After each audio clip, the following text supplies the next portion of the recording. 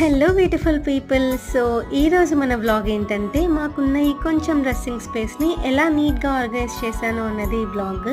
So నేనైతే దీనికోసం firstly online నుంచి ఒక ఆర్టిఫిషియల్ ఫ్యాన్సీ గ్రీన్ గార్లాండ్ అయితే ఆర్డర్ చేశాను.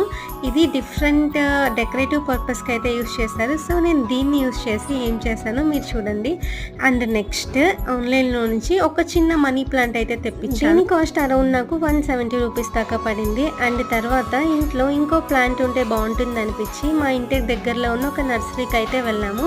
ఇక్కడ నేను పర్టికులర్గా ఒక ప్లాంట్ కోసం అయితే వెతుకుతున్నాను. యాక్చువల్లీ వితౌట్ సన్లైట్ ఇంట్లో బ్రతికే ప్లాంట్సే చూస్ చేసుకుంటున్నాను. సో పీస్ లిల్లీ, జడ్జెట్ plant, jade plant, rubber plant, ఇలా చాలానే మనం ఇంటీరియర్ ప్లాంట్స్గా పెంచుకోవచ్చు. బట్ ఫైనల్లీ నేనైతే స్నేక్ ప్లాంట్ సెలెక్ట్ చేసుకున్నాను. బికాస్ ఇది ఉండడం వల్ల ఇంట్లో చాలా పాజిటివ్ వైబ్స్ ఉంటాయి. మరి ఎలా ఆర్గనైజ్ చేశాను నెక్స్ట్ పార్ట్లో చూడండి. బై.